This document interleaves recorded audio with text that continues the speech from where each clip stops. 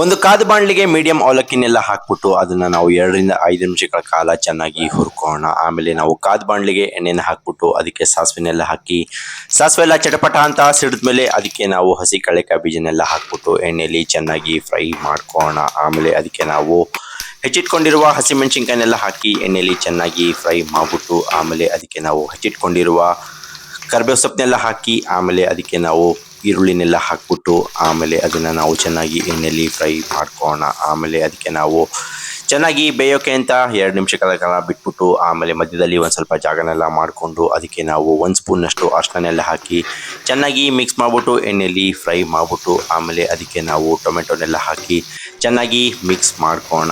ಆಮೇಲೆ ಚೆನ್ನಾಗಿ ಎಣ್ಣೆಯಲ್ಲಿ ಬೆಂದಾದಮೇಲೆ ಅದಕ್ಕೆ ನಾವು ಹುರಿದಿಟ್ಕೊಂಡಿರುವ ಅವಲಕ್ಕಿನೆಲ್ಲ ಅದಕ್ಕೆ ಹಾಕ್ಬಿಟ್ಟು ಚೆನ್ನಾಗಿ ಮಿಕ್ಸ್ ಮಾಡಿಬಿಟ್ಟು ಆಮೇಲೆ ಅದಕ್ಕೆ ನಾವು ರುಚಿಗೆ ತಕ್ಕಷ್ಟು ಉಪ್ಪನ್ನು ಎಲ್ಲ ಹಾಕಿ ಮೇಲ್ಗಡೆ ಒಂದು ಸ್ವಲ್ಪ ಅಚ್ಕಾರದ ಪುಡಿನೆಲ್ಲ ಹಾಕ್ಬಿಟ್ಟು ಆಮೇಲೆ ಅದಕ್ಕೆ ಒಂದು ಸ್ವಲ್ಪ ಸಕ್ಕರೆನೆಲ್ಲ ಉದುರಿಸ್ಬಿಟ್ಟು ಚೆನ್ನಾಗಿ ಮಿಕ್ಸ್ ಮಾಡಿಬಿಟ್ಟು ಮೇಲ್ಗಡೆ ಒಂದು ಸ್ವಲ್ಪ ಕೊತ್ತಂಬರಿ ಸೊಪ್ಪನ್ನೆಲ್ಲ ಹಾಕಿ ಚೆನ್ನಾಗಿ ಮಿಕ್ಸ್ ಮಾಡಿಬಿಟ್ಟು ಅದಕ್ಕೆ ನಾವು 1 ಕಪ್ನಷ್ಟು ನೀರನ್ನೆಲ್ಲ ಹಾಕಿ 2 ರಿಂದ 5 ನಿಮಿಷಗಳ ಕಾಲ ಚೆನ್ನಾಗಿ ಮುಚ್ಚಿ ಇಡೋಣ. ಆಮೇಲೆ ಅದನ್ನು ತೆಗೆದು ನೋಡಿದಾಗ ರುಚಿಯಾಗಿರೋ ಅವಲಕ್ಕಿ ತಯಾರು ಆಗಿದೆ.